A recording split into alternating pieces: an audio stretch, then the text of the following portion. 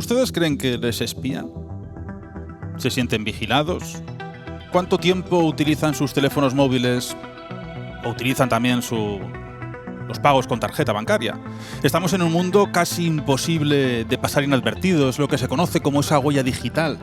En todos los sitios donde nos invaden de una forma que no podemos desaparecer. ¿Hasta dónde llegan los servicios de inteligencia? Porque claro, conocemos sus técnicas, han quedado un tanto anticuadas. ¿Cómo funcionan ahora y de qué forma nosotros estamos expuestos hacia un mundo desconocido? Así que esta noche nos sumergimos en el mundo del espionaje. Preparados porque comienza Abismo.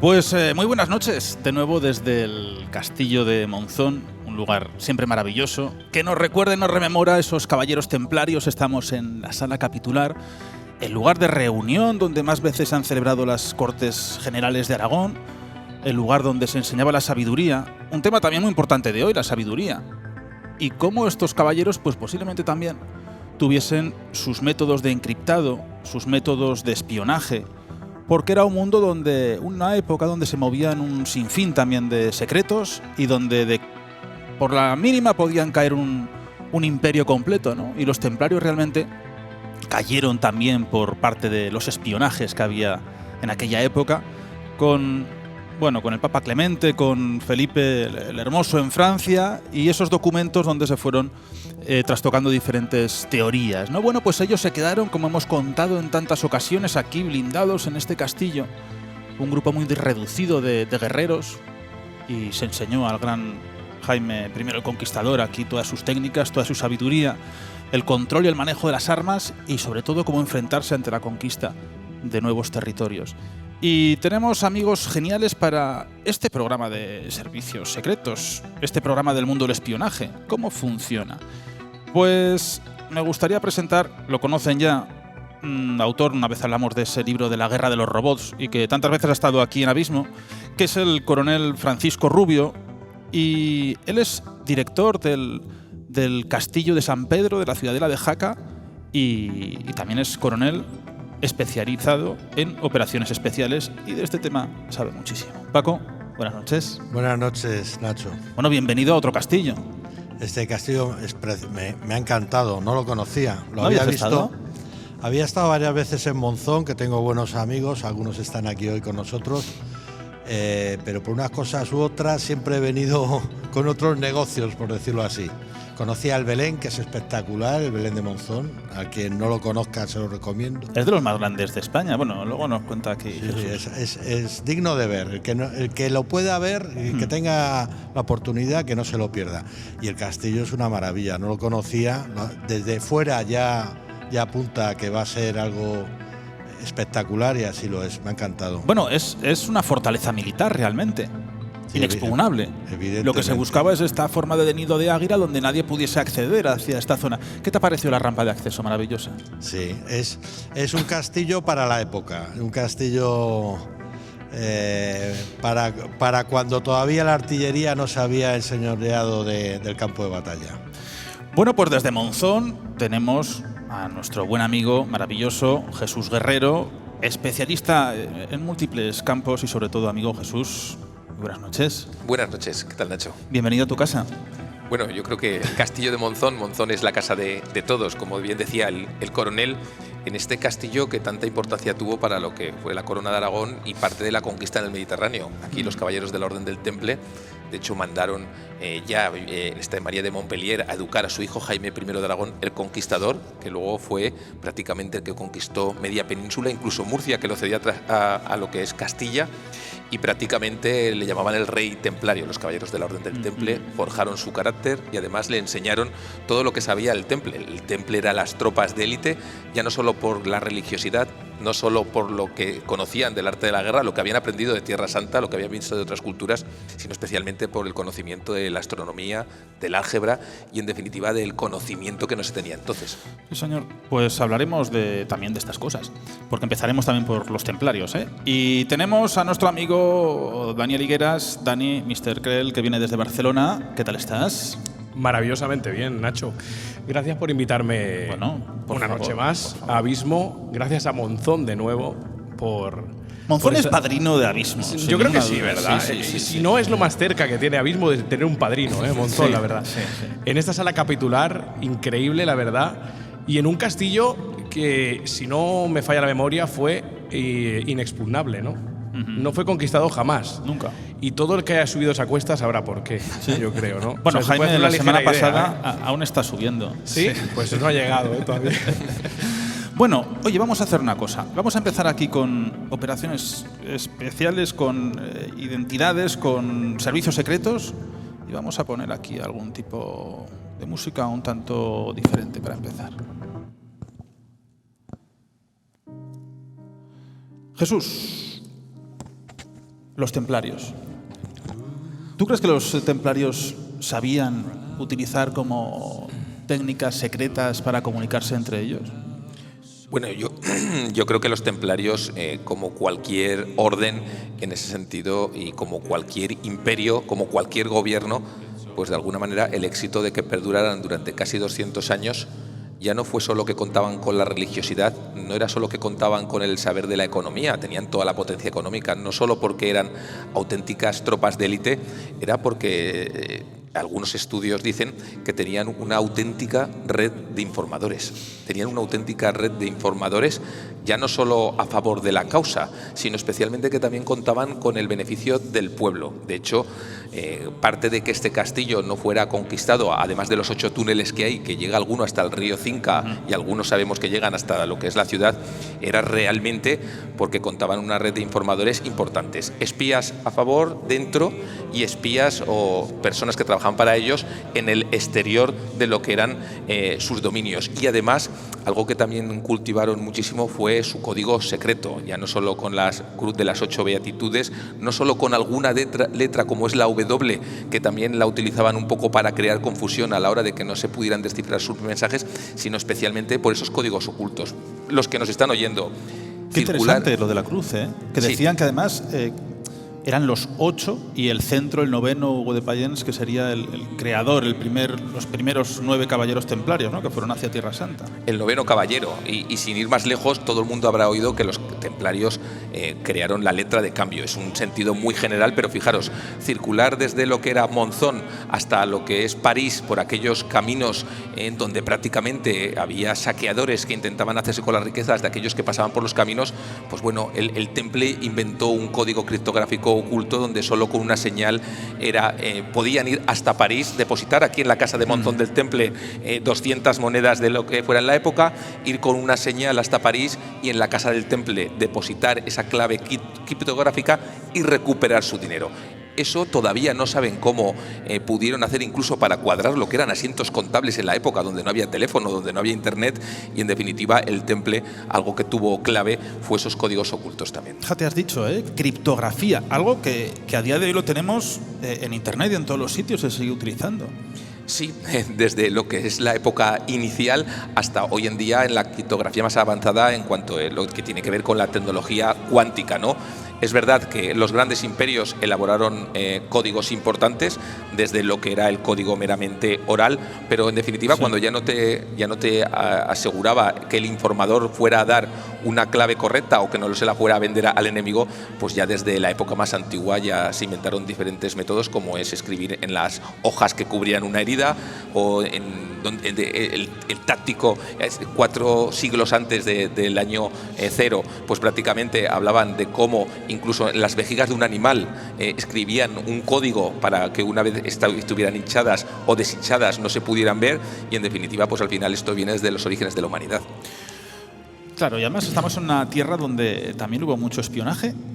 Por ejemplo, bueno, Paco, tú estás en Jaca, en la estación de Canfranc, que llegaban en la guerra civil también, ¿no? Que se mezclaban los mensajes, donde era una zona, sobre todo, que lo utilizaban para el intercambio de oro por wolframio, que lleva para todo el abastecimiento, para el blindaje de las armas pesadas, para los tanques, etc., ¿no?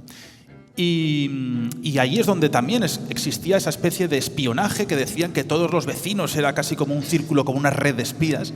Y siempre que hablamos de Canfrán, de esa estación, a ver si algún día hacemos algún programa allí porque es muy interesante, que decían que todos los vecinos jugaban, ¿no?, a ese tipo de espionaje, pero no creo que la Gestapo, los servicios secretos de diferentes países, sobre todo en la Segunda Guerra Mundial, no supiesen que los vecinos de un pequeñito pueblo jugasen, ¿no? Por eso siempre esa frase de matar al mensaje, matar al mensajero, que es lo que está diciendo Jesús, que realmente es la inteligencia y la contrainteligencia, porque aquí todo se solapa. ¿Tú investigas? Bueno, pues yo totalmente investigo por el otro lado.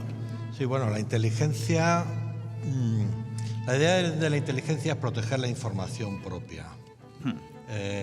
Si tú te sientes amenazado, si tú crees que tu información es valiosa para otro que te la quiere arrebatar, que quiere acceder a ella, ahí es donde nace la contrainteligencia. Es una acción defensiva, así como el espionaje, la obtención de información, lo que estáis hablando ahora es una acción ofensiva, es una forma de agresión, porque vas a sacar una información, vas a seguir a alguien, vas a acceder a documentos que quieren estar protegidos, pues esa protección viene de parte de la contrainteligencia. Yo me creo más que la gente que se dedica a esto suele ser bastante profesional, y los que no son profesionales están muy habituados, ¿no? Eso de Canfrán, de todo el pueblo de Canfrán, que habría que ver qué es todo el pueblo, pues es una historia muy bonita. Yo he aprendido mucho de ti y de ella, concretamente, pero... Bueno, eran más reflexiones, ¿no?, lo que yo hago sobre esta gente. Hay que tomarla, en fin, con un poco de precaución, ¿no? ¿Cómo pueden funcionar ahora los servicios secretos? ¿Tienen el mismo peso que hace unos años? Sí. Sí, tienen el mismo peso o más. Lo que cambia, la filosofía de los servicios secretos es la misma, lo que cambia es las formas y los medios. Entonces, hace unos años, no tanto, para obtener esa información que se quiere proteger, para seguir a alguien, para saber lo que dice, para saber con quién va, para acceder a documentos, había que estar en proximidad, había que estar en la zona o tener algún sensor, alguna antena en la zona donde se desarrolla esa conversación, en la zona donde está depositado ese documento y demás.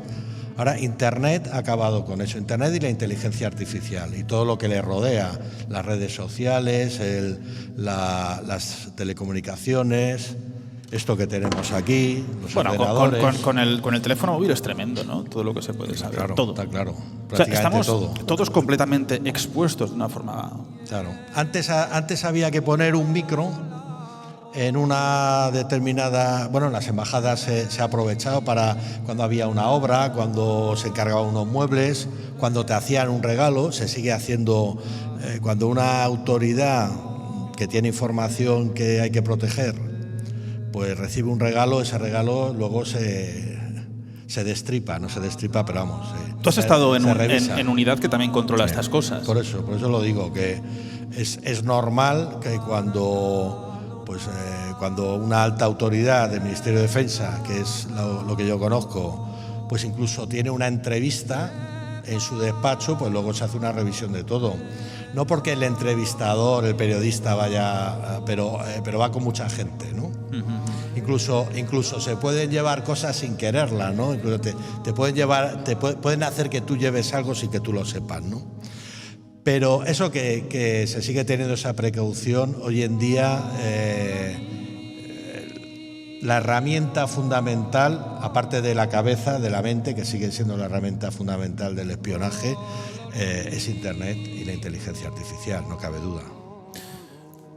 ¿Y cómo se limpiaban las salas o cómo se limpian para saber que no hay micros? Pues hay aparatos que Te dan señal, ¿no? Localizan si hay radiofrecuencia, por ejemplo. Hay otros que localizan si hay lentes, por muy pequeñas que sean. Eso para localizar cámaras. Si aquí hubiera una cámara en una pared, una cámara con una lente de este tamaño, pues... O sea, como una lenteja. Sí, hay aparatos, y yo estoy hablando yo esto lo dejé ya hace unos cuantos años, hay aparatos que lo detectan, ¿no? Una cámara se detecta por la lente. Unos receptores de radiofrecuencia, pues si están funcionando por la radiofrecuencia. Y luego otros que son más indetectables, que son los que van por cable, pues hay otras contramedidas, son más difíciles de detectar, pero hay otras contramedidas. Bueno, mira, Dani, antes estábamos hablando que incluso había micros en balas que se disparaban. Sí, no recuerdo bien la fecha, pero hay una anécdota muy curiosa, ¿no? Que era, creo que de la CIA, sí, que tenía que espiar una conversación entre un narcotraficante mexicano y un agente encubierto. Algo tenían, un agente que creían que era agente doble, porque esto de los agentes dobles también tiene mucha amiga, ¿no? Y no sabían cómo acercarse. El tema es que era peligroso acercarse al lugar donde iba a tener lugar, o sea, donde iba a realizarse el encuentro, ¿no? La conversación. Y como dice el coronel, la cabeza siempre es muy importante, ¿no? Pensar, sobre todo como no estamos ahora. Ahora igualmente estamos hablando, creo que de los años 80 aproximadamente. Ahora seguramente con un teléfono móvil podrían pincharlo, llevarlo, escuchar, con una cámara de vigilancia cercana. Cualquier cosa es susceptible de ser pinchada, conectada y hackeada hoy en día, ¿no? Pero estamos hablando del año 80. Se les ocurrió a la agencia de inteligencia norteamericana meter un micro minúsculo en una bala que aguantara la fuerza G del disparo para que impactara en un árbol cercano a donde se iba a tener lugar la conversación. Y con eso poder captar la conversación por frecuencia y pasarla a la radio escucha. O sea, los 80, ¿no? ¿Más o menos? Sí. Yo creo que sí. Sí, no. Creo que sí, más o menos. A ver, estoy tirando de cabeza, pero... Sí. Yo no había nacido todavía, eso seguro. O sea que... Es increíble lo de la bala. Yo el caso que... A ver, al final cuando eres aficionado, pero como bien dice el coronel, pero sí que recuerdo un caso curioso de haber leído cómo, bueno, aquí hay todos los servicios secretos, que al final lo que dicen no es lo mismo el espionaje o la ciberdelincuencia, el ciberespionaje, el ciberterrorismo. Hay que saber si la información está en el interior, en el exterior, contraespionaje, son varios conceptos, ¿no? Pero a mí el caso más curioso que me llama, naturalmente hablamos del espionaje de antes, como bien decía el coronel, porque ahora el espionaje de ahora, cuando estamos hablando de insectos que son apenas minúsculos, que escarabajos que ya tienen que pueden detectar la conversación que podemos tener aquí, eso es el espionaje del futuro, más allá que hay en un algoritmo, la inteligencia artificial. Pero yo recuerdo un caso, creo que fue en el año 61, donde la CIA tenía que intentar ver una conversación clave de dos diplomáticos rusos y estuvieron preparando durante varios años esa operación. La operación sucede en el año 66, si no recuerdo mal, cuesta $15 millones, 15 millones de dólares de la época, y consistía en entrenar a gatos, porque en el sitio donde se reunían los diplomáticos pues había muchos gatos. Dijeron, bueno, vamos a entrenar un gato, le ponían un micro en lo que es la oreja, una antena en la cola, y entrenaban el gato, inhibiendo además el tema del hambre, porque vieron en las pruebas de que el gato se despistaba cuando tenía hambre y no iba al sitio. Bueno, total, que llega el día señalado, el gato entrenado con la antena en la cola, en el dispositivo dentro de lo que es la oreja, y al gato le atropella un taxi. Eso está dentro de un documento desclasificado de la CIA. O sea, quiero decir que no es un rumor, eso pasa, y además en el informe, porque se publica el documento, ven como diciendo, bueno, a veces las variables dentro del ecosistema y del ambiente puede llevar al fracaso de la operación en sí. Bueno, pues esto, al final, la clave es encontrar ese método innovador para intentar escuchar al otro. ¿Aquí no había gatos espía, Paco? ¿Perdón? ¿Aquí no había gatos espía? Aquí no. ¿Dónde había gatos? No. Eso es... Bueno, es una virguería muy propia de la época, muy propia de los americanos, son muy imaginativos. Hay que ser imaginativo si no, no puedes sorprender. Por eso he dicho que el mejor instrumento del espionaje es la mente humana, ¿no? Pero una regla básica es que hay que tener planes alternativos, ¿no? Y el caso del gato pues lo demuestra. No puedes apostar todas las cartas a un elemento tan fallible como el del gato con una antena en la colita, ¿no? Pero bueno. Oye, Paco, ¿se puede contar la anécdota cuando tú encontraste unos chismes de espionaje? Ah, sí, claro, ¿Sí? Eso es una anécdota. Vamos, salió hasta en la prensa. Vale. En el Centro de Seguridad del Ejército, en un altillo del cuartel general del Ejército, pues haciendo una limpieza un día aparecieron... ¿A quién se le ocurrió hacer la limpieza? Pues no, eso ocurrió antes de que yo llegara. Yo vale. llegué destinado ahí al poco de ocurrir esto. Pero bueno, pues probablemente para hacer espacio, ¿no? Había un altillo donde había aparatos antiguos de... Claro, estos eran... el centro de seguridad era el heredero de la división de inteligencia del Ejército de Tierra, ¿no? Estoy diciendo cosas que se conocen, lógicamente. Y bueno, pues en ese altillo probablemente para hacer espacio, oye, quita estos aparatos y tal. Y entonces aparecieron unas cajas preciosas con 20 y tanto, creo recordar que eran 28 máquinas Enigma. Eso es maravilloso. Impecables, ¿eh? Estaban, porque yo cuando llegué estaban ahí, ¿no? Y como digo, impecables en sus cajas de madera, preciosas, y un mito del espionaje y del encriptar, que hemos estado hablando antes y tal, se han hecho películas sobre eso. Bueno, es que si no llegan a desvelar el encriptar la máquina Enigma, yo no sé, posiblemente Alemania hubiese ganado la Segunda Guerra Mundial, ¿eh? O sea que... Pues puede ser, desde luego. En Reino Unido tienen eso como un hito, uno de los hitos dentro de la Segunda Guerra Mundial. Para ellos lo tienen así catalogado, ¿no? Bueno, pues esto eran las máquinas que para encriptar la información entre los agregados militares y el que era el Ministerio del Ejército en Madrid. Entonces se seguían utilizando cuando ya se crea el Ministerio de Defensa, pues bueno, cambian también los equipos, los agregados militares pasan a ser agregados de defensa y eso se queda allí. Y ahora pues se pueden ver, están en varios museos, en el Museo del Ejército y en otros sitios en España, y también están en Inglaterra porque... ¿Salió al final sí, una? Sí, salió una porque los servicios secretos británicos tienen un museo, el área de telecomunicaciones secretas tienen un museo que bueno, se puede visitar y tienen máquinas Enigma de todos los modelos, menos precisamente del modelo que teníamos en España. Y entonces a través del CNI pues solicitaron hacer, bueno, en realidad nos pidieron una donación. Y bueno, como todas las donaciones se quedó. Lo negociamos por un intercambio de cromos, ¿no? Porque ellos tenían modelos de Enigma naval, por ejemplo, recuerdo ahora, y algún otro modelo que no teníamos nosotros. Pero entonces había diferentes modelos. Sí, había concretamente... Pero el encriptado sería el mismo. Sí, básicamente son iguales, pero no sé por qué había diferentes versiones. No sé cuántos millones de combinaciones tenía, era una locura. No tengo ni idea. El otro día leí precisamente que si Alan Turing no hubiera descifrado Enigma, sí, calculan que la guerra hubiera durado 3-4 años más. No que hubiera ganado Alemania, que hubiera durado 3-4 años más la guerra. Es que el estado de locura también era muy alterado, ¿no? En aquel momento. Dani, ¿alguna curiosidad?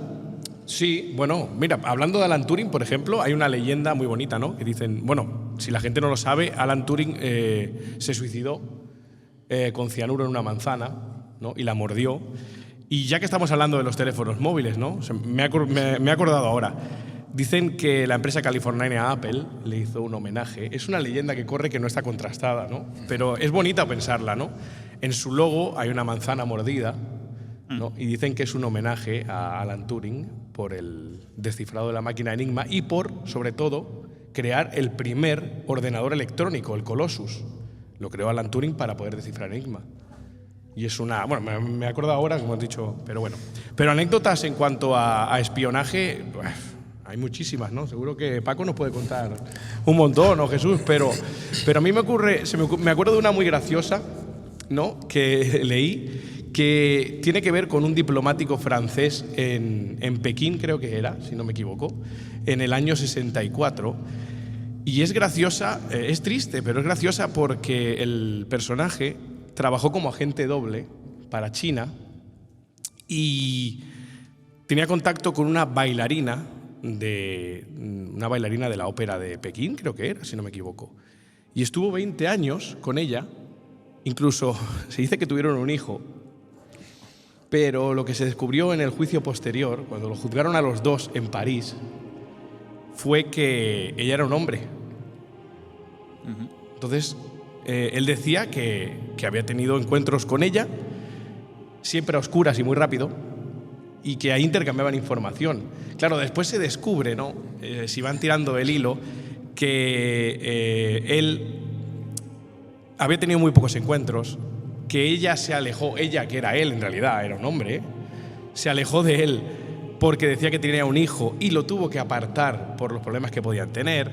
Si vamos tirando el hilo, vemos que la leyenda queda un poquito, ¿no? Difusa con lo que fue en realidad, pero me parece curioso, ¿no? Está el juicio que fue público y los condenaron, creo que a 10 años de cárcel, que se convirtieron en 4 por buena conducta y porque el hombre Bernard Bourricot, creo que se llamaba, intentó quitarse la vida después del desamor que se llevó por hacer de agente doble. Eso es hay una película que explica... Sí. Bueno, y una ópera, porque Madame Butterfly está ahí. La película se llama también Madame Butterfly, lo explica muy bien y llegas a entender eso que dices, bueno, pero ¿cómo puede ser? ¿Cómo podía ser, no? ¿Cómo puede ser? Se acuesta, tiene de amante a un hombre y no se entera que es un hombre y tal. Pero está muy bien explicado y no quiero romper la película. No queremos spoiler, pero es muy entendible. Él, o sea, la China juega con la vergüenza de una cultura distinta. Correcto. Estamos hablando siglo XX, al principio, una cultura distinta, vergüenza, no quiero que me veas y tal.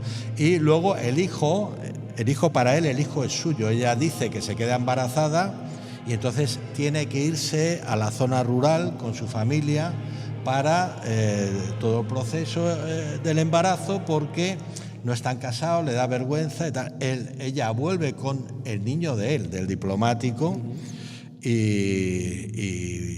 y él se hace agente doble, él pasa información, él luego en Londres está llevando información en distintos ministerios, información clasificada y secreta, y a él le amenazan los servicios chinos con el niño, con matar al niño, secuestrarlo, algo de eso. Como es su hijo, él cree que es su hijo, por ahí le cogen y por ahí la pena no es tan grave, porque está defendiendo a quien él creía que era su hijo.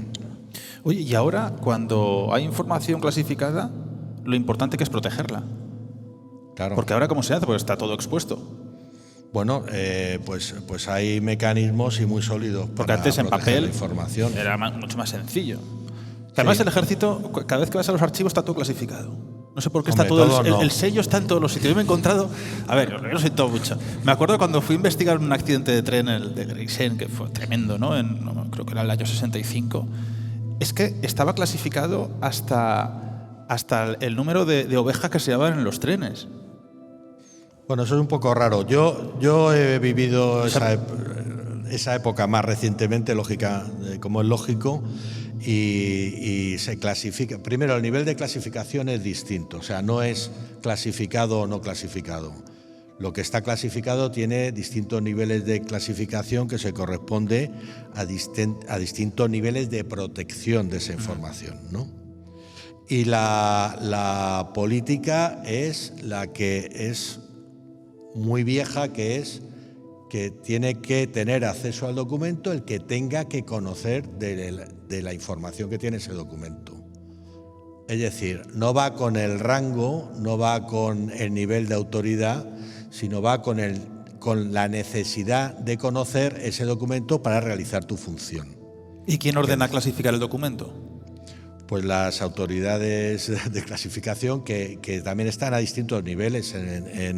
Hay una autoridad a nivel ejército, otra autoridad a nivel de defensa, Y luego la oficina, la organización que coordina todo, pues es una oficina del CNI. Y luego, según el tipo de documento, tú ya sabes, el que lo redacta, qué nivel de clasificación debe de tener. Y tú tienes entonces que pedir acceso a esas personas para poder acceder al documento. No, si tú quieres acceder tú a tu documento, accede porque lo has generado tú. Pero si tú tienes necesidad de conocer de un documento clasificado, demuestras esa necesidad y accedes a él. Y queda registro de que has tenido dicho acceso, lógicamente. ¿Y cuándo? ¿Y se tiene que desclasificar todo al paso de X años? No. Sí, igual que hay un procedimiento para clasificar, hay otro para desclasificar, y uno de los motivos es el paso del tiempo, lógicamente. Pues es muy interesante porque, mira, en el caso OVNI, ¿no? Siempre es el gran clasificado. Cada vez que nosotros accedemos o que desclasifican, sobre todo Estados Unidos, que es el rey de desclasificar este tipo de documentos, es muy curioso porque está todo tachado en negro. Entonces te desclasifican pero no ves nada. Dice, aquí está el papel, pero está todo tachado y no sabes ni pilotos, ni lo que ocurrió, ni nada. Lo que está en negro es que sigue clasificado. Claro, entonces ¿qué se desclasifica? Bueno, pues lo que se puede conocer. Bueno, a ver si el de Kennedy lo sueltan pronto. Jesús. Bueno, yo creo que al hilo del caso que comentaban, ha habido muchísimos casos conocidos de gente que ha sido... Por ejemplo, yo recuerdo un caso de cómo un actor de la antigua República Democrática Alemana tuvo un affair durante 25 años con la que era la habitual del secretario de Defensa, creo que era de Inglaterra, ¿vale? Entonces, imaginaros, la persona que durante 25 años piensa, no se casan, pero que su pareja estable realmente era un actor, pero era un espía que estaba pasando en la época de la Guerra Fría información hacia el otro bloque. Bueno, yo me acuerdo que también dicen las crónicas que realmente cuando la secretaria del ministro de Defensa se entera de que durante 25 años había sido un espía, pues bueno, se intenta suicidar ahí delante, la paran, etcétera. Eso está lleno de casos y de anécdotas en donde personas o incluso matrimonios que piensan que están juntos realmente son agentes o agentes dobles. Y cuando hablamos del cine, porque el cine ha mitificado mucho a los agentes secretos, ¿existe el 007? Yo creo que no. O sea, el 007, y si existe no lo conozco, y tengo amigos y compañeros que han trabajado, ¿no? Y que trabajan en servicios secretos, ¿no? Eso son fantasías animadas de ayer y hoy para darle gancho y un argumento bonito y espectacular a una película.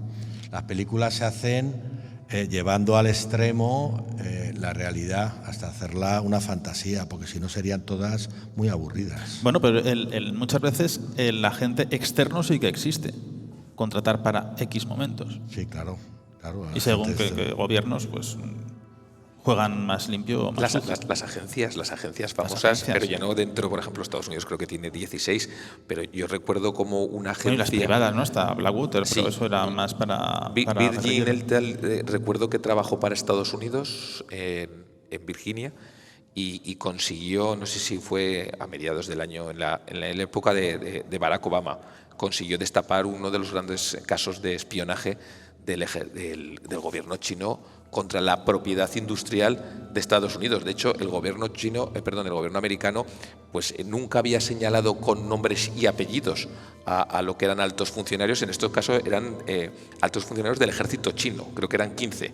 Pues los acusó con nombres y apellidos por el caso de no sé si fueron 130, 140 robos a nivel de propiedad intelectual de empresas de alto valor añadido en Estados Unidos. Hubo un revuelo importantísimo con este tema porque, claro, bueno, las relaciones ya, China empezaba a emerger hace 15 años como potencia y a partir de ahí pues era señalar con nombres y apellidos a 15 altos cargos del propio ejército chino. Claro, y luego estará la forma de infiltrar a gente dentro de los servicios secretos. Por ejemplo, con el Estado Islámico sí que hay agentes en España y agentes españoles allí. Sí, sí, lógicamente tiene que haberlos. Está pensando, dice, a ver hasta dónde puedo leer. Pero es de sentido común. Es de sentido común. Uno Tú piensas cuál es la amenaza y de la amenaza tenemos que tener información. Si tú crees que el Estado Islámico, el islamismo radical, el terrorismo islámico es una amenaza, que creo que pensamos todos que lo es, pues lógicamente también los servicios de información, los servicios de inteligencia actúan contra esa amenaza. ¿Cómo? Pues ya no podemos imaginar cómo. Yo recuerdo Es de lógica. Al hilo de lo que dice el coronel, recuerdo una entrevista a un antiguo, cuando se transformó el CSIC en el CNI, creo que era Jorge Collar el apellido. Él hablaba en una entrevista, decía, bueno, ¿y ustedes cómo han hecho para pasar? Claro, el antiguo CSIC estaba volcado en ETA principalmente, y el virar, una vez que se va apagando por suerte el tema del terrorismo y se vira hacia otras amenazas de corte más yihadista, claro, él decía, claro, nosotros estábamos pues intentando, teníamos traductores de euskera, de tal y de cual, y pasar a tener traductores, a infiltrar gente en cuanto al tema más árabe, con todos los dialectos que hay, imagínense lo que suponía virar toda esa maquinaria a la hora de reorientar todo lo que es un servicio secreto. Porque ahora el CNI, claro, se compone también de civiles, sobre todo es el estamento militar el que lleva el peso. Bueno, se creó cuando lo que está diciendo Jesús, se creó el Centro de Inteligencia de las Fuerzas Armadas, el CIFAS. Ahí los ejércitos tenían divisiones de inteligencia, como he apuntado antes. Bueno, se quitan estas divisiones, se mantienen la parte de información y protección de la información y contrainteligencia, pero lo que es inteligencia, se crea el Centro de Inteligencia de las Fuerzas Armadas y se crea el CNI, que es un centro, pues eso, nacional de inteligencia global. El que haya militares, claro que hay militares.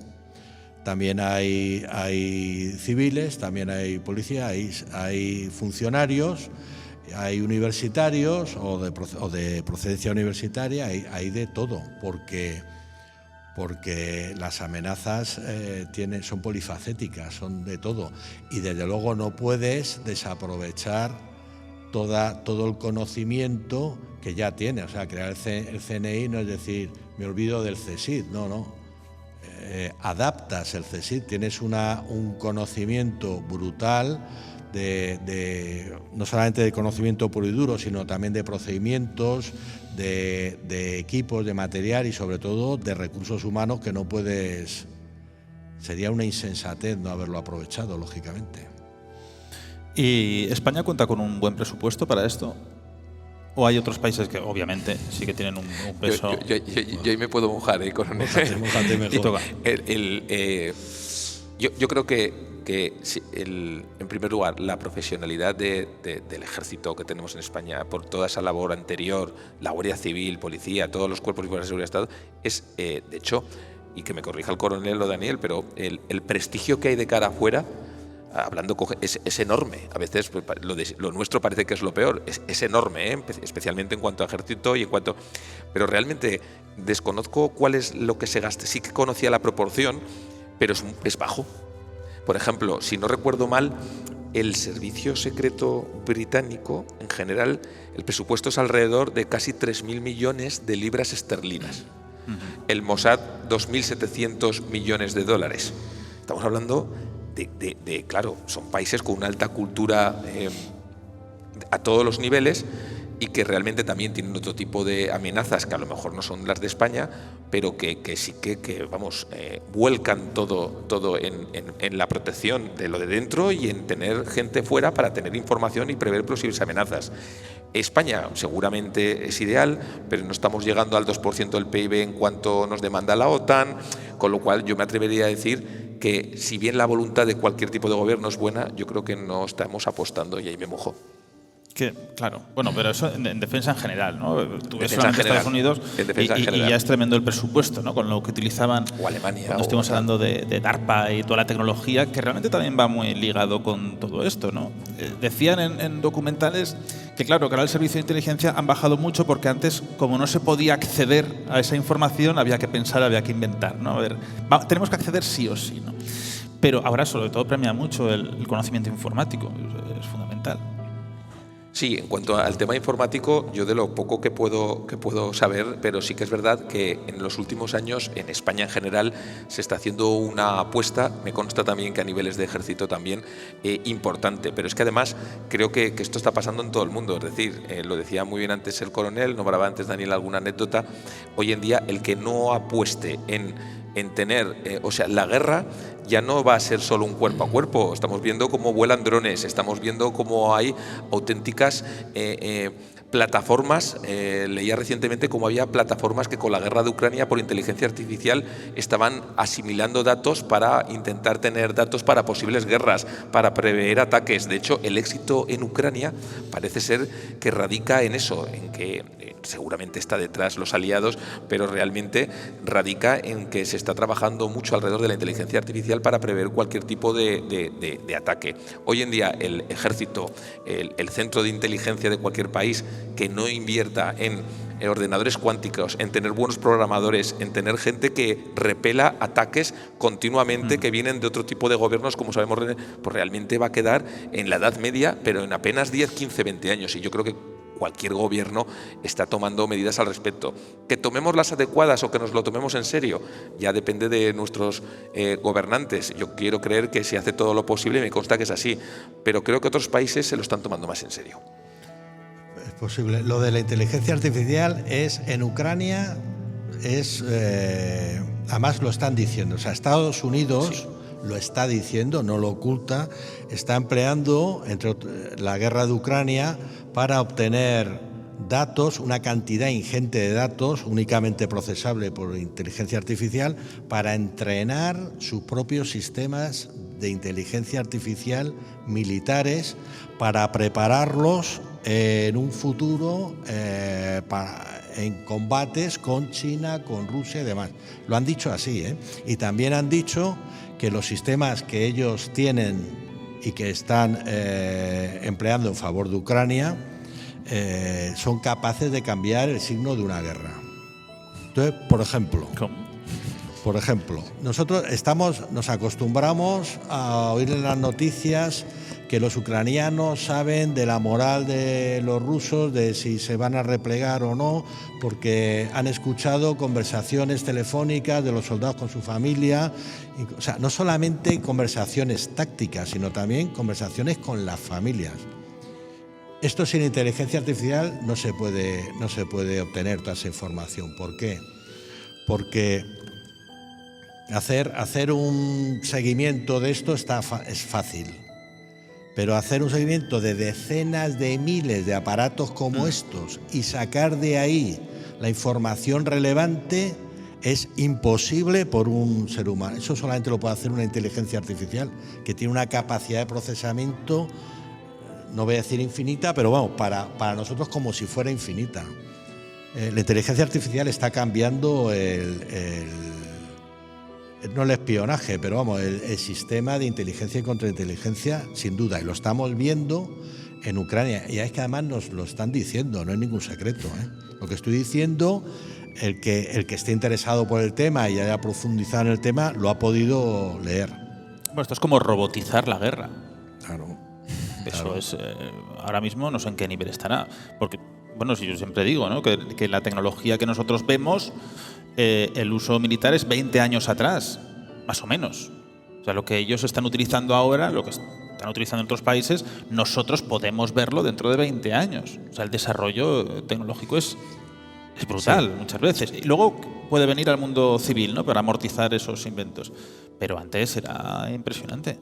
Sí, lo que pasa es que ahora es todavía más rápido, porque ese paradigma de desarrollo tecnológico militar, aplicación civil, que se ha vivido pues desde que Internet nació como un desarrollo tecnológico militar, por ejemplo, y con tantas otras cosas, ¿no?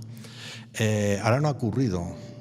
La inteligencia artificial es una tecnología civil y por lo tanto comercial y por lo tanto asequible y barata.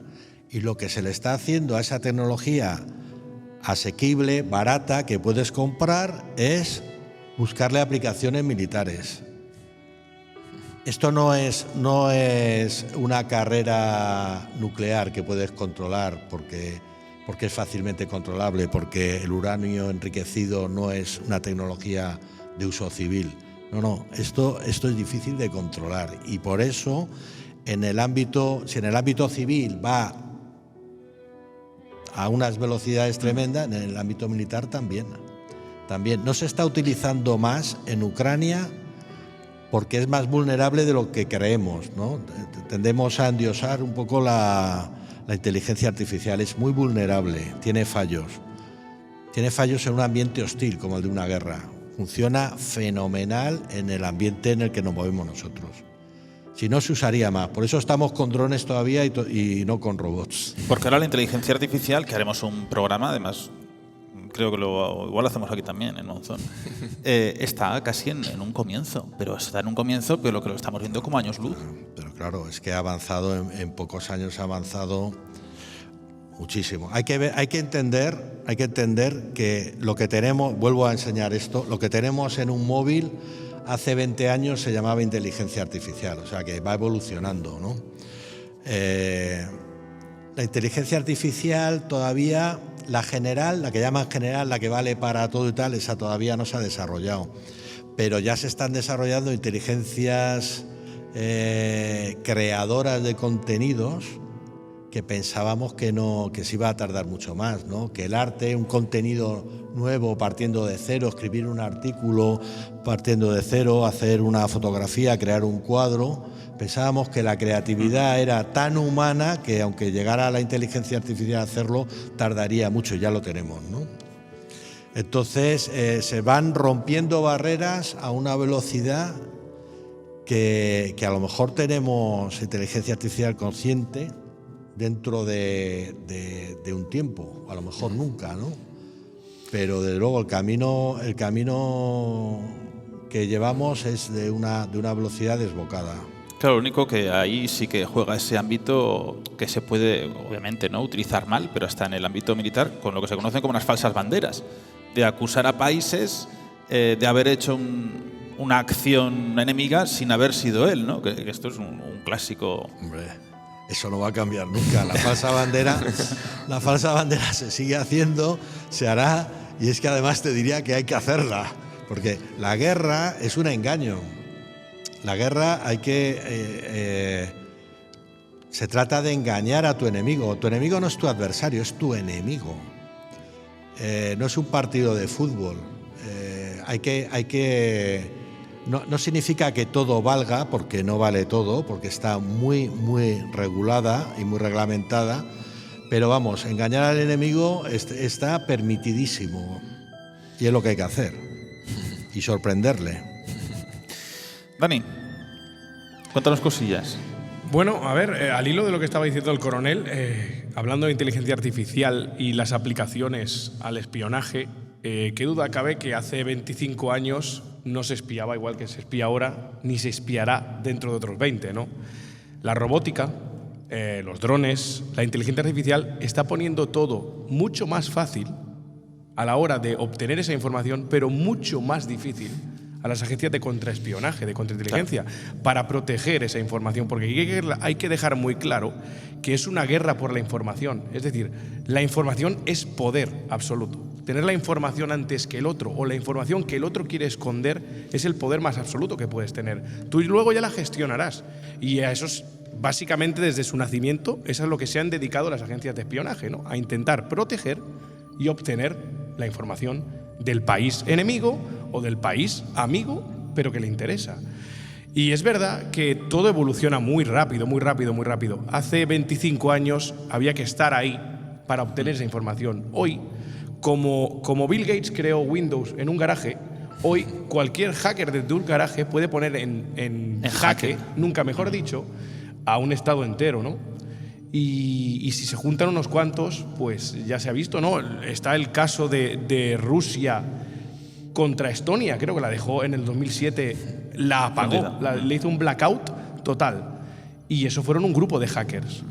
Desmontaron el estado financiero, todo. O sea, dejaron a la ciudad, al país lo dejaron en blackout, que le llaman, ¿no? Eso es la evolución de la guerra del espionaje y que evidentemente absorbe y salpica a todas las vertientes en el campo militar, en el campo civil, como dice el coronel. Hoy en día, sí, Internet fue un invento militar y tardó en llegar, pero es que es verdad que hoy en día lo tenemos todos al alcance de nuestra mano. Claro. Y ese es el peligro, ¿no? Es lo bueno, pero es la cruz de esta moneda, ¿no? O sea, es el peligro. Es que el hackeo llega hasta tal punto, en esta forma un poco de inteligencia, de una app. Hay una app, no voy a decir cuál, que cuesta 38 euros, ¿no? Entonces, con esa app de 38 euros, yo puedo hacer que en tu coche se te encienda el pilotito de que tienes pinchado el neumático o que se te ha estropeado algo. Entonces tú vas a parar, y vas a parar donde a mí me dé la gana que tú pares. Entonces tú puedes redirigir a la persona y por 38 euros tú puedes modificar el GPS. Entonces, fíjate hasta dónde se llega de una forma tan económica y tan barata. No sé qué me da más miedo, si que exista esa app o que tú sepas que existe y lo que vale. Yo sé lo que existe. Me da más miedo. No, se puede hacer absolutamente de todo y modificar el GPS. Es decir, tú te quieres venir aquí a Monzón, pues tú no has estado nunca y a mí no me da la gana de que tú vayas a Monzón. Tú vas a venir a mi caseta del campo y vas a llegar, si es por la noche, porque el GPS te va a mandar allí. Pero no a Monzón. No, a Monzón no, donde nos dé la gana el resto. Claro, a ti se te enciende el piloto de neumático pinchado y ¿qué haces? ¿Continuar? Bueno, depende, no, paras. No, paras, o por lo menos paras a mirar. Sí, claro. Bueno, pues vas a parar donde le haya dado el botoncito. Es increíble. Yo creo que hay una en el tema más no más antiguo, más moderno, hay un momento clave.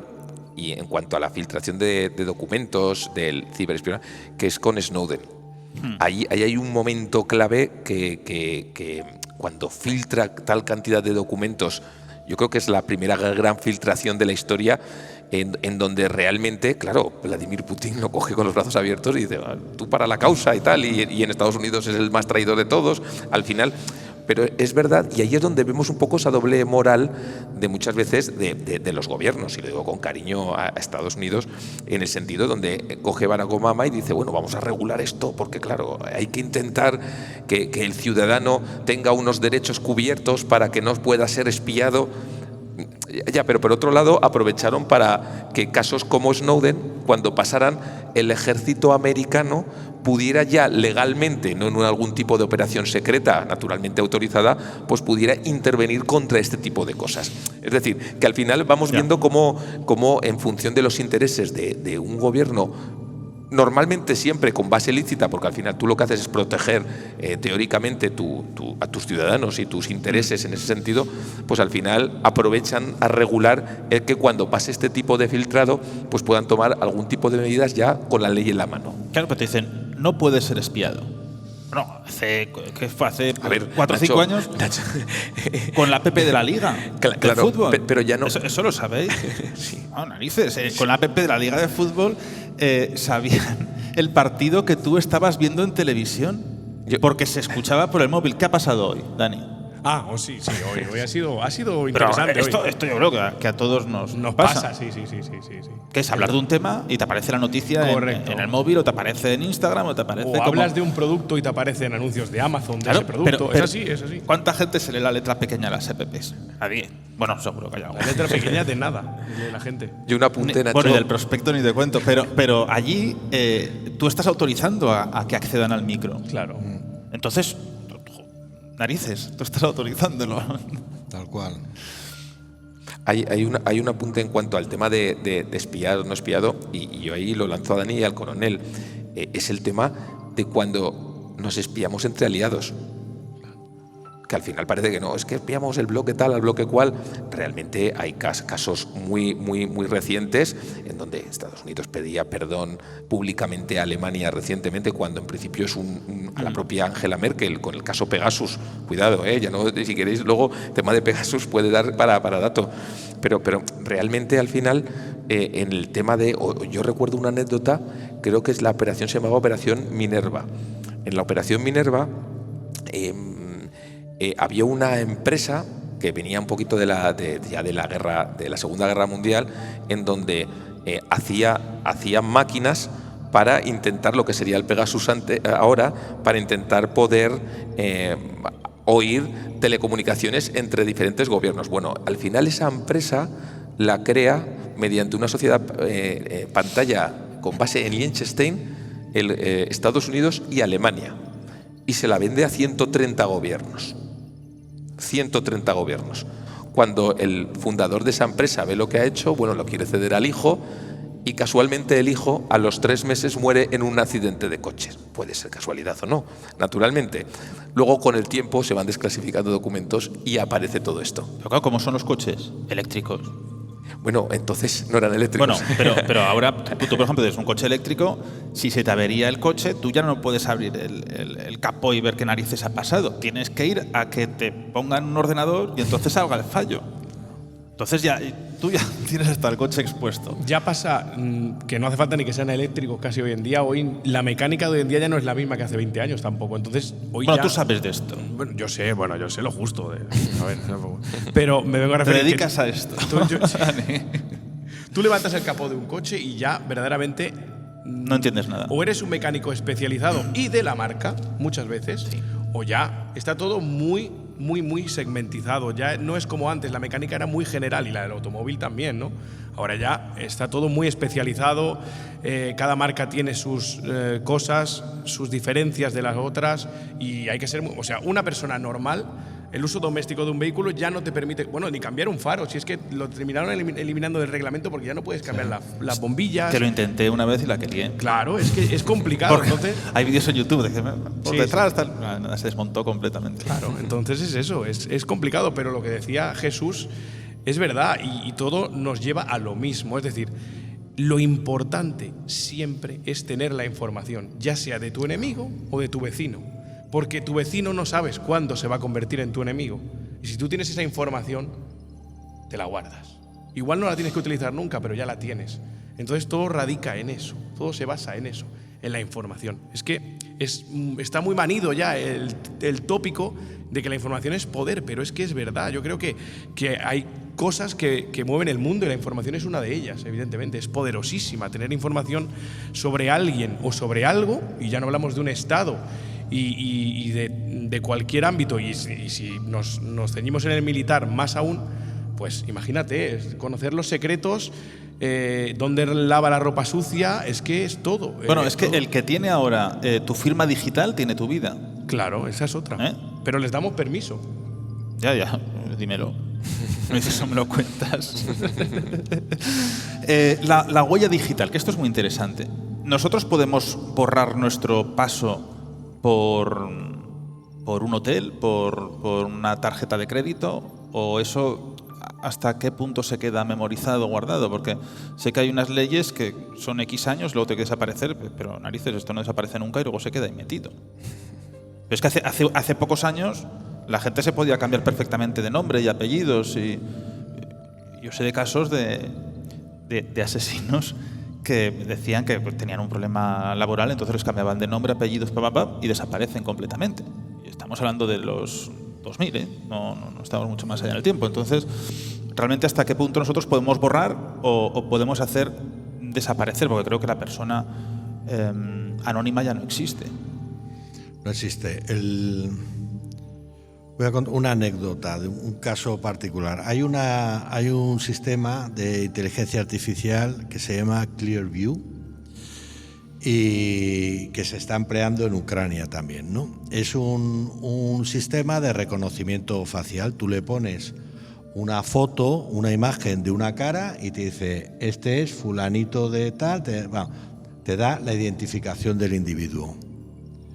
Es un sistema norteamericano, privado, que el dueño lo ha cedido a Ucrania para que lo use para identificar muertos, heridos, prisioneros, desplazados, todo lo que hay en los desastres de la guerra, que ellos son incapaces de hacerlo por métodos forenses típicos y tal. Bueno, la base de datos de cuando empezó la guerra era de 30.000 millones de fotografías. Esto significa que, por ejemplo, todos y cada uno de los que estamos aquí estamos en la base de datos de Clearview. Si ponen una foto nuestra, no de ahora, sino de hace 15, 20 años, porque además tiene un cálculo de envejecimiento, no hace falta que le pongas una foto actual, pues nos identifica. Eso de la huella digital está muy bien, pero habiendo sistemas de inteligencia artificial como este, pues queda un poco en saco roto, ¿no? Además da lo mismo que no tengas redes sociales, que no tengas que no salgas por internet, da igual, porque aunque no salgas tú, vas a salir en alguna foto de una boda de un cuñado, que ese sí tiene una red social y ese sí sale, o vas a salir en una foto de un periódico aleatorio y tal. Todos estamos ahí, todos.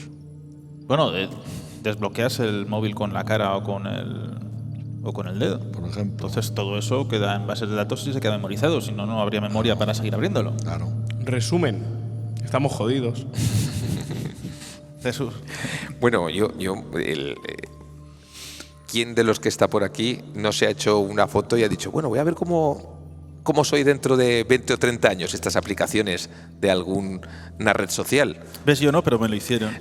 Yo no me lo he hecho, pero no por nada. Vas a estar así. Pues Bueno, gracias por subir mi foto a todos. Pues las malas lenguas, que no digo que sea verdad, o puede ser verdad, de ahí realmente las bases de datos que pueden coger este tipo de compañías, o de la foto de un cuñado, o de las cientos de miles de cámaras que tenemos puestas alrededor del mundo.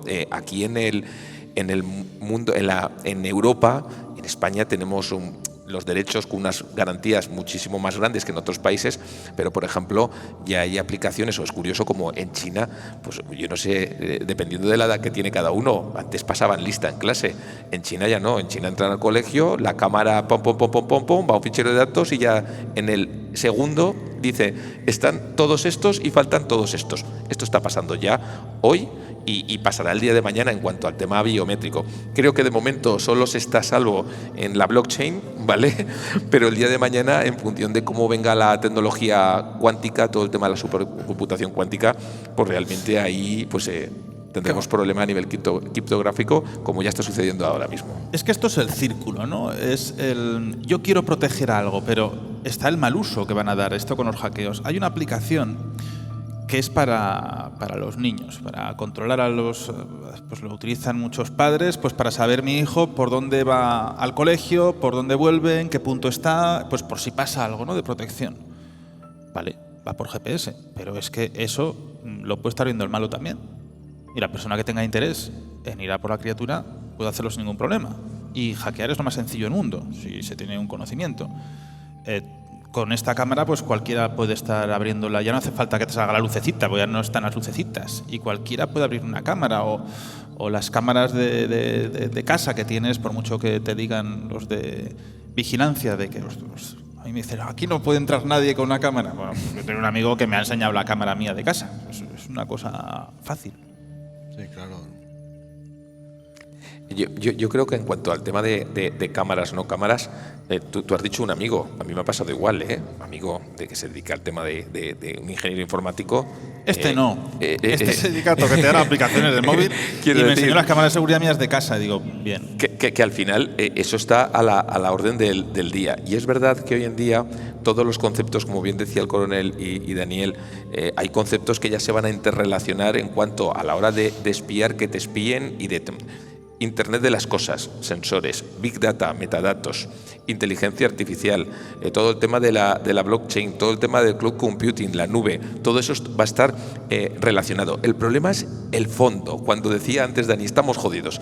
Yo hace poco leía un libro muy curioso de un catedrático de la Universidad de Granada que se llamaba La Constitución del Algoritmo. y en donde ponía el detalle de cómo ya las grandes corporaciones iban por encima de los gobiernos a la hora de poder tomar, hablábamos de repúblicas digitales realmente no constituidas de forma ordenada, pero sí a la hora de influir, de tomar decisiones, de hacer cosas, hablamos de las grandes corporaciones principalmente digitales, que superaban los grandes gobiernos en cuanto a ética, en cuanto a privacidad, etcétera.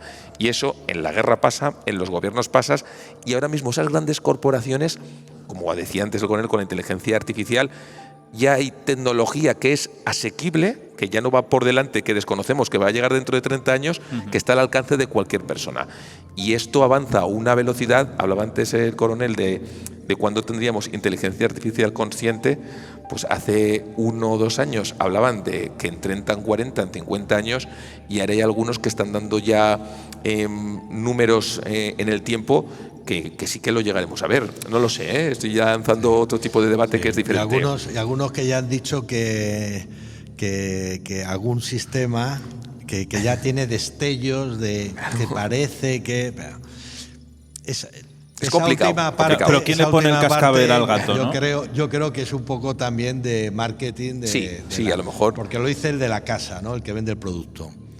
Pero efectivamente es que lo que ha dicho Jesús es así. Se estaba hablando de 20, 30 años. También se hablaba de Hamas. Se hablaba de Hamas. Y ahora el Hamas sigue, pero el 2030 se está cortando mucho, ¿no? Entonces, es difícil de saber. Yo creo que ninguno de los que estamos aquí tenemos elementos de juicio. ¿Tienen dudas los que se dedican a esto, los que crean estos sistemas? ¿Cómo no lo vamos a tener nosotros, no? Podemos fantasear con ello y deberíamos estar preparados por si acaso esta fantasía se convierte en realidad, ¿no? Claro, es quien pone el cascabel al gato y quien pone el límite en estas creaciones, porque lo hemos hablado muchas veces, Paco, los robots en guerra. No existe ahora mismo un límite hasta dónde puede pensar el robot automatizado y qué puede hacer por sí mismo. Es que, te he dicho muchas veces, dice, bien, un robot genial, ¿no? El robot no tiene por qué ser Robocop, puede ser un dron. Pero si tú generas un Robocop, pues que va a ir a una casa a matar un objetivo, ¿quién controla eso? ¿Hasta qué punto puede ser, no sé, decir, se puede volver loco y acaba con una familia entera? O puede volverse contra ti porque también lo están hackeando. Entonces, ¿quién controla? ¿Una mente humana? Que a veces decían, bueno, pues hay una mente humana que puede controlar ya, pero... Sí, eso hay que regularlo porque ese robot ya existe y se puede usar. Lo que pasa es que todavía nadie le ha dado la neura de usarlo, pero... todos hemos visto el robot ese que parece un perrito con las patas al revés y tal. Pues si uno tiene interés y se mete en internet, verá uno de esos con un fusil automático también, autónomo a sus espaldas, ¿no? Entonces, el robot vale 60.000 euros, que puede ser muy caro para nuestro bolsillo particular, pero para lo que estamos hablando es regalado. Y un fusil autónomo que pueda manejar a distancia o con una programación, pues vale también relativamente poco. Luego es equipar al robot que ya existe, que ya es autónomo, que ya se puede mover por su cuenta, con un arma adecuada. Dicho esto, como tú bien sabes, Nacho, y seguro que vosotros también, los robots autónomos de combate existen. No se han empleado en guerra, no se han empleado en Ucrania, y Rusia tiene. Yo creo que, primero, porque es un paso que no se quiere dar todavía, hay que vender muy bien el producto antes de emplearlo, porque puede ser una oveja Dolly en la guerra. Y segundo, porque, repito, muy vulnerable. La inteligencia artificial es que es muy fácil de atacar, sin ser ingeniero informático, sin ser un hacker y tal. Es fácil de atacar. En un sistema hostil falla. Puede salirse de control y es lo que no se quiere, ¿no? Pero es muy fácil de justificar para que la gente apoye este tipo de robots. Siempre en Estados Unidos, la mayor afección que tienen en la guerra y donde pierden casi todas las elecciones cuando hay una guerra es el efecto body bag. Claro. Que es el efecto de la bolsa de cadáveres. de ver la cantidad de militares que van a una misión y vuelven en un saco. Eso es. Y eso, si se evita, van a tener todo tipo de apoyo. Esa es la parte buena de usar medios no tripulados. Claro. Por ejemplo, drones, pero también el dron es un robot, pero que lo maneja alguien desde fuera, ¿no? El robot de verdad, el robot inteligente, no lo maneja nadie. Tú le das una misión y él ya va solo. No es un dron. Se parece a un dron, pero no es un dron, ¿no? El concepto es radicalmente distinto, porque la diferencia es que uno está en todo momento bajo control humano, aunque esa persona no se exponga, y el otro es que no está bajo control humano, a no ser que se regule de alguna forma, que haya control o por lo menos supervisión humana. Bueno, decían de implantar microchips en corteza cerebral, que lo habían probado ya, que se había ofrecido diferentes personas de ejércitos y policía que tienen ya ese chip para controlarlo de forma un poco telepática, prácticamente, de que tu movimiento... Es que ya te están metiendo un microchip, ¿no?, en el propio cuerpo. Bueno, hay una persona, no me acuerdo de qué país era, que compra todos los microchips que hay y se los implanta en el cuerpo para hacer pruebas y de temperatura, de colores. Es un tío, tiene un vídeo ahí en YouTube, tiene unos cuantos, muy interesante, ¿no? La cabeza humana hasta dónde llega. Pero sí, decían de que siempre hubiese una persona detrás. Tiene que haberla. Pero con la inteligencia artificial, entonces, si a eso se lo unes a esa robótica... Sí, pero no la guerra. A ver, hay entornos que se llaman sensibles o críticos, donde se puede usar inteligencia artificial, pero no se puede emplear de forma autónoma, que es una de las características, totalmente autónoma. No solamente la guerra está clara, porque las decisiones que puede tomar es de vida o muerte, pero lo mismo pasa con la salud.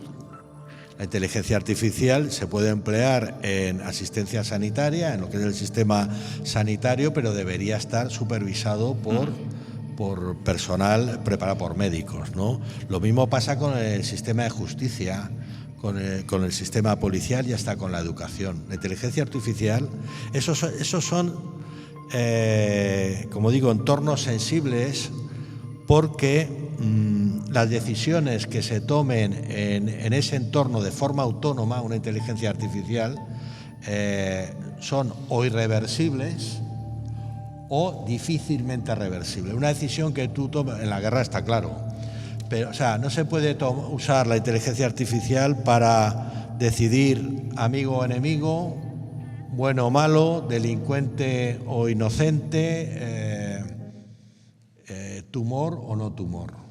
Entonces, en todos esos sistemas que se llaman sensibles o críticos, como se podrían llamar de otra forma, la inteligencia artificial hoy por hoy tiene que estar supervisada por un ser humano. ¿Qué opináis? Yo verdaderamente opino que cualquier escenario es aterrador. Es decir, el tema evoluciona exponencialmente, va rapidísimo. Es decir, ya hay grandes mentes que han salido a frenar el tema de la evolución de la inteligencia artificial, porque han dicho, cuidado que esto va muy rápido, demasiado para lo que podemos asimilar como seres humanos.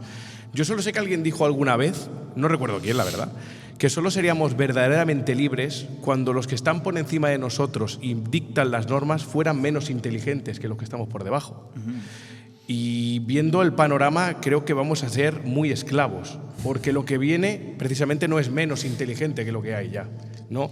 A mí me aterra verdaderamente porque es una evolución lógica y llegará tarde o temprano, cuando esa inteligencia artificial tome conciencia de sí misma, es decir, cuando sea consciente, cuando sea capaz o que se crea capaz de tomar decisiones racionales.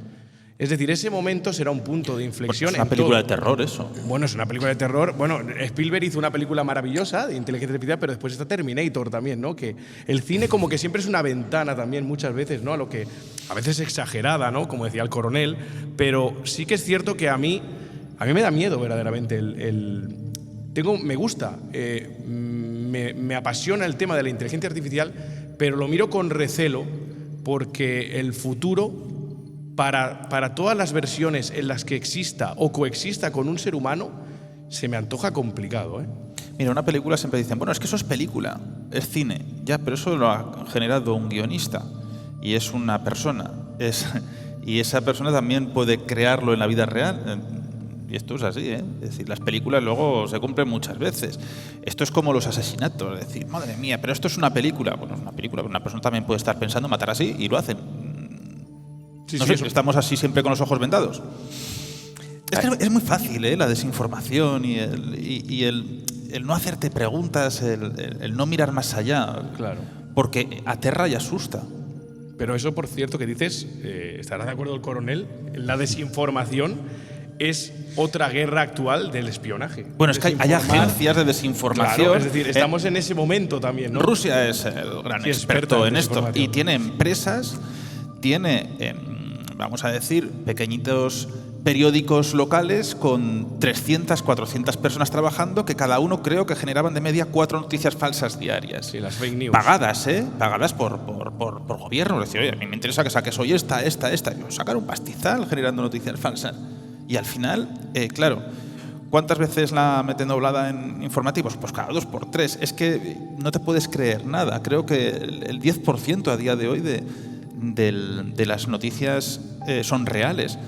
Pero, y la gente se cree todo. Eso hay que mirar los grupos de WhatsApp. Ese es el verdadero peligro. Tú pones en un grupo de WhatsApp que va a caer un meteorito ahora mismo en Monzón y echan a correr todos en vez de mirar al cielo. O preguntar, decir, vamos a mirar. Sí, sí. Pero Monzón no nos va a caer un meteorito. No. Aquí aquí de momento no. En cuanto a la desinformación, hablabais antes de Rusia. Hace poco también salía servicios secretos y además se hizo público cómo las conexiones del Kremlin buscaban con diferentes gobiernos o con diferentes partidos más radicales. Pero además ya no era un tema radical hacia un lado o hacia otro. Pasaba en Austria, pasó con Italia. Pasó aquí en alguna comunidad del Estado español, de España, pasó donde pues, había conexiones o estaban detrás del tema ruso, o también en las propias elecciones de Donald Trump de Estados Unidos. O sea, que el tema y esto es tan viejo como el arte de la guerra, ¿no? Al final es crear engaño, crear señuelos, intentar despistar para que el objetivo sea otro. La guerra es un arte y además la guerra es... Cada vez que prospera es matar más y mejor. Realmente es el contenido.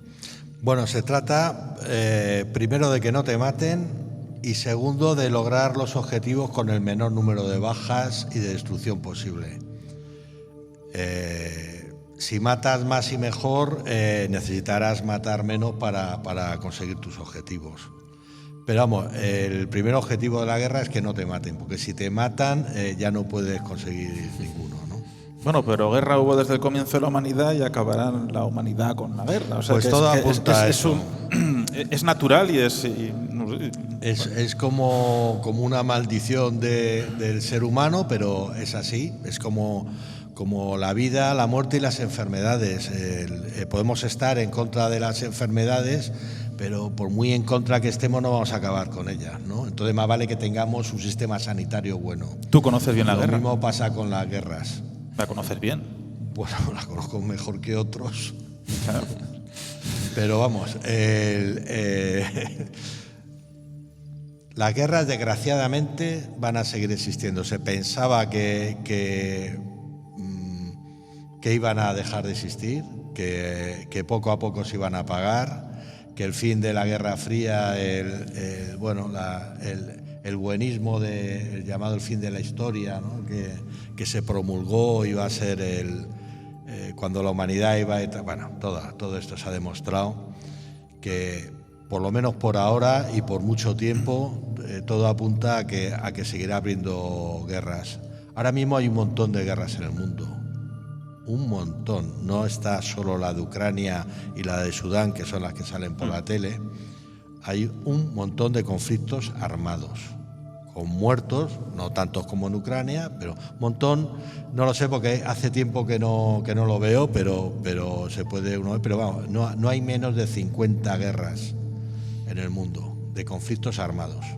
Entonces, bueno, hay conflictos desgraciadamente tan desgraciados como por ejemplo el Congo, ¿no? Cuando ellos te dicen que viven en el país más bonito del mundo, pero tienen la maldición de ser el país más violento también del mundo. Pero claro, es una guerra armada que interesa a los países que estén armados y que estén entretenidos entre ellos matándose. Es así de duro, pero es así.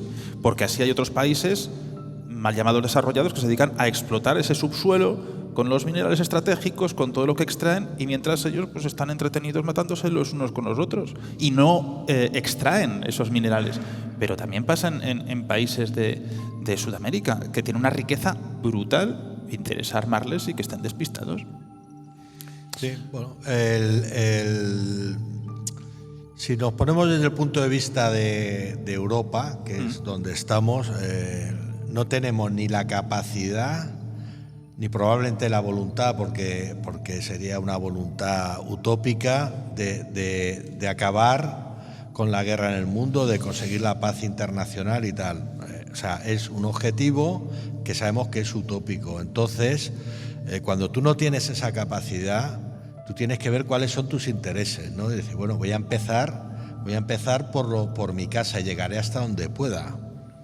Y mi casa es, primero, la propia Unión Europea y después lo que más nos afecta. Y lo que más nos afecta es muy fácil de saber lo que es. Tú mira dónde están todas las misiones y operaciones internacionales de la Unión Europea y verás una especie de L que va de norte a sur en la frontera este de Europa y luego baja al Mediterráneo, el Sahel y demás.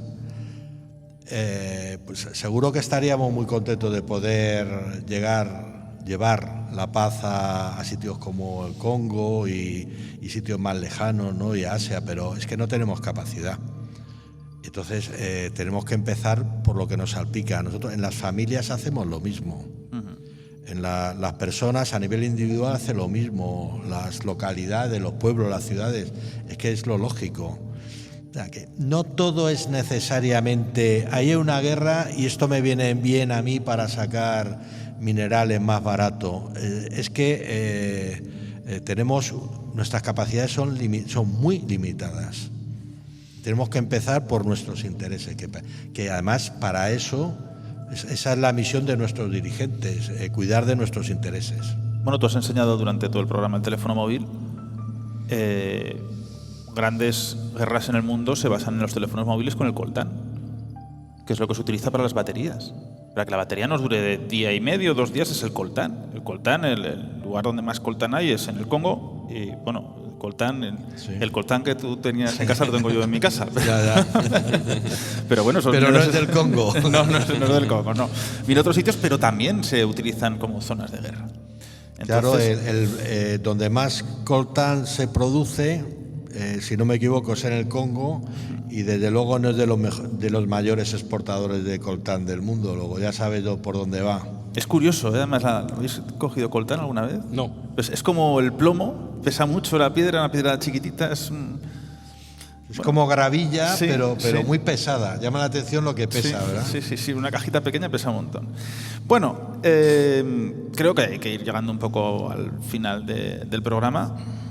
Seguro que se han quedado 1000 temas en el tintero, Dani. Sí, alguno ha quedado. Pero bueno, igual hay que retomarlo en otro programa para abordar más curiosidades. Venga, échanos alguna curiosidad más, hombre. ¿Tiene memoria? Por ejemplo, a nivel de espionaje, no sé, los micropuntos. Micropuntos, la microfotografía. Bueno, aquello una época en la que todo se basaba también en fotografiarlo todo, ¿no?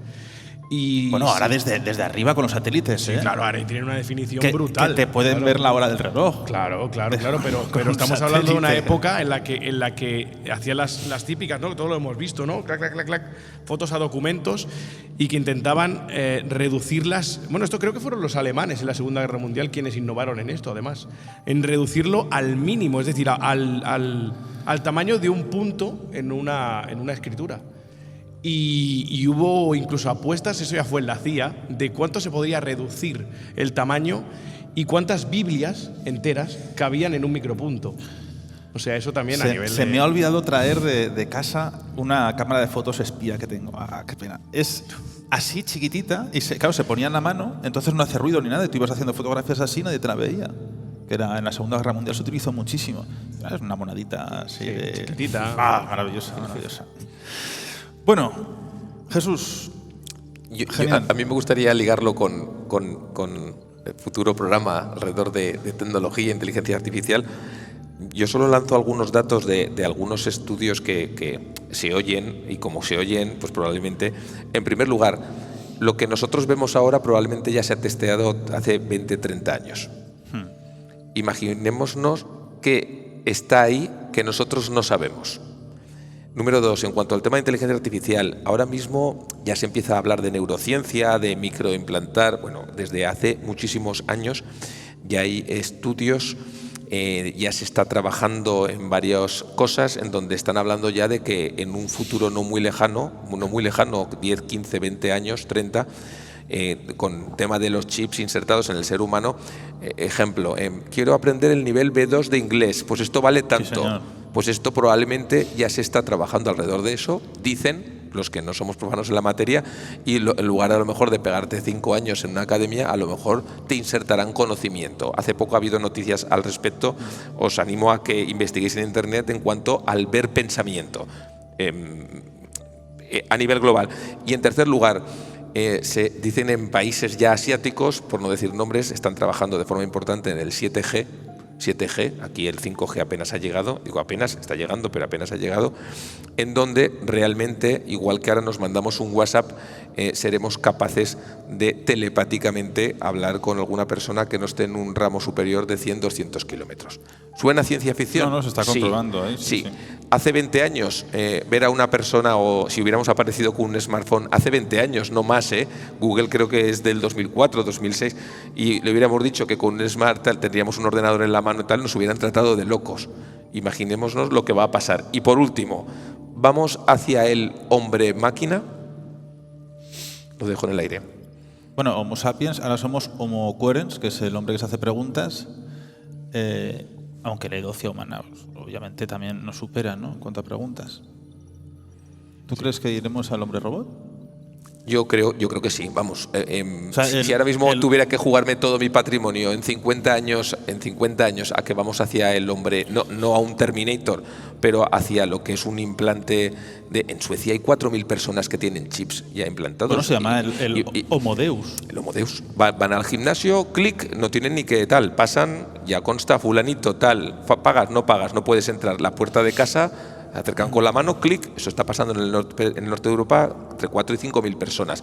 Estamos hablando de un chip intradérmico muy, muy normal, pero yo me atrevería a decir que en los próximos, no 10, 20, pero 30, 40, 50, 70 años, realmente avancemos no hacia un Terminator, pero sí hacia implantarnos cosas en el cuerpo donde tecnológicamente nos relacionemos de otra manera, como hacemos ahora, que hace 20 años no hacíamos. Maravilloso. ¿Tú te pondrías un microchip? Yo creo que pertenezco a una generación de donde sabes que me gusta y me apasiona la tecnología. Sí, porque tú eres un experimental para estas cosas. Pero si pudiera evitar ponerme un microchip, lo evitaría. ¿Y vosotros, Dani? Llevo 4. No, pero depende el uso, ¿no? ¿Y para qué? A ver, si es para tener el nivel B2 de inglés, sí, igual sí, claro. Como le pasaba a Neo en Matrix, ¿no? Ya sé Kung Fu. O sea, claro, para todo eso sí. Ahora, el tema no es para lo que yo lo quiera. La pregunta es ¿para qué quieren que me ponga el chip? Exacto. Esa es la pregunta, ¿no?, que nos tendríamos que hacer. Bueno, los intereses generales. Coronel, ¿cuántos microchips te han puesto a ti ya? Espera. Ahora. Pues yo pues iba a decir lo mismo que Daniel, que depende para qué, pero vamos, en principio no me veo un entusiasta de meterme cosas dentro, ¿no? Entonces, depende para qué. Si realmente lo necesitara para algo, desde luego para pagar en el gimnasio, no. Eso me parece muy chiripitifláutico y tal, pero vamos, no, para eso no lo usaría. Para algo relacionado con la salud o con el bienestar propio y tal, pues sí, probablemente sí. A nivel nanotecnológico ya están metiendo a nivel nanotecnológico productos que van a atacar tumores determinados. Si ya no lo ponemos, o sea, un marcapasos. Claro, ¿tú no te pondrías un marcapasos? Sí. Pues claro que te lo pondrías. Pero no tengo que poner, pero sí. Si tu vida depende de eso, ¿no? O los desfibriladores, ¿no? Que el otro día pasó en directo, no sé a quién le pasó. Sí. En directo en televisión, que le dio un amago de infarto, sí, un paro, y actuó. Y el desfibrilador le funcionó. Bueno, vamos hacia la recta final. Vamos a poner una música así un poco Pac-Man, que es tipo servicio secreto. A ver qué pasa. Bueno, pues muchísimas gracias, Coronel Rubio. Siempre es un placer, de castillo a castillo. El placer es mío. Me ha encantado el sitio y la compañía y la conversación. Gracias. Hasta pronto. Hasta pronto, porque tenemos que hablar de inteligencia artificial. Muy bien. Tenemos un programa de inteligencia artificial, Jesús. Y me dice Paco, pues estoy preparando conferencia de inteligencia artificial y además de cosas que no se suelen tratar. Sí, últimamente me estoy enfocando más, ya lo he apuntado antes, ¿no? a los riesgos de emplear la inteligencia artificial, a los riesgos que no se hablan, porque suelen hablar, cuando hablamos de los riesgos de la inteligencia artificial, siempre sale lo de la inteligencia consciente, no consciente, la inteligencia general o particular, pero su vulnerabilidad y la falta de precisión de determinados ámbitos, de eso no se habla porque a lo mejor porque no interesa o a lo mejor porque tiene más prensa, ¿no? De pensar que se está creando un ser consciente distinto al humano, pero es muy importante porque esa cuestión sí que está ya aquí. Esa está. Entonces, últimamente, a mí, como es un tema que me preocupa, pues intento transmitir esa preocupación. Paco, muchas gracias. Un abrazo Gracias enorme. a ti. Dani Guenas, un placer. El placer ha sido mío. Mr. Kral. El placer ha sido mío. Como dice el coronel, encantado con la compañía, con la charla. Gracias a la gente que ha venido hasta aquí a vernos. Sí, señor. Y decir que, bueno, que hemos tratado un tema bastante apasionante, que son los servicios secretos, el espionaje, la contrainteligencia, y hemos podido ver o hemos podido intentar adivinar cómo evoluciona junto a la tecnología y al ser humano, ¿no? La manera de espiar, la manera de obtener esa información o de protegerla, según se mire y según el lado de la balanza en el que estés. A ver qué noticias te llegan ahora al móvil. A mí qué noticias me llegarán. Del programa de hoy. De microchips, seguro. Ah, pues sí, pues igual te ofrecen implantarte algún microchip, esto es así, de forma económica. Un abrazo, Dani. Gracias, Hasta cuando quieras. Jesús, querido, un placer siempre. Gracias a ti, a Abismo. Esta es vuestra casa. Monzón es tierra acogedora, es tierra de todo. El haber compartido mesa con el coronel Rubio y con Dani, pues es un placer, un auténtico placer, y sabéis que tenéis vuestra casa, y además ver este público que está aquí en esa sala capitular de los Caballeros de la Orden del Temple, pues yo creo que también es un placer que hayan podido estar con nosotros, y especialmente con ese final de reflexiones que hemos tenido alrededor de la inteligencia artificial. Yo creo que el futuro va a seguir, el mundo va a continuar, pero estamos en un cambio de era, en un cambio de época, en donde pues bueno, habrá que estar un poco atentos a ver qué pasa y a ver qué sucede. Pues muchas gracias también al Ayuntamiento de Monzón, que hace posible este programa, al Castillo, que les invito a todos a que lo vean, a que suban esa cuesta maravillosa para llegar a donde los templarios estaban, se situaban y buscaban el conocimiento y la sabiduría. Jesús, que seas siempre igual de entusiasta, ¿eh? Es increíble. No, de verdad, es maravilloso. Muchas gracias. Gracias a vosotros. Y nosotros pues nos marchamos con Chus Blas a la realización, Silvia Ladrero a la producción y a la perfección. Y bueno, pues que sepan que nosotros estamos expuestos absolutamente a todo, no nos podemos esconder, no podemos hacer absolutamente nada y bueno, pues tenemos que acostumbrarnos a vivir en un mundo un tanto diferente, un mundo expuesto donde hay tantas historias por descubrir sobre nosotros. Sobre el Castillo de Monzón podría contar mil cosas, pero es que ya los conté la semana pasada. Pero es tan maravilloso esa forma de sabiduría que buscaban los templarios, como que realmente fue su gran persecución, buscar el saber, buscar el hacerse preguntas, gente que realmente no hicieron ningún tipo de daño y qué complicado era, ¿no? Ser más rico que los grandes dominios mundiales y generar semejantes riquezas que nadie sabe dónde están ni dónde se quedaron.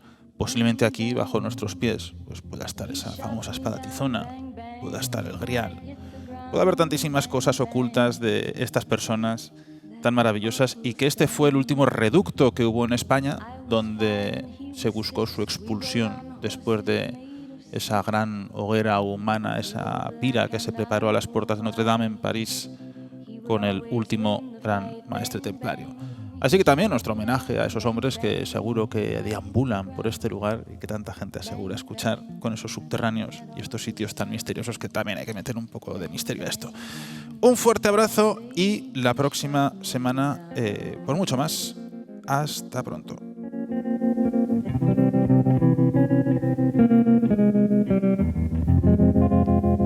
Seasons came and changed the time. When I grew up, I called him mine. He would always laugh and say, remember when we used to play bang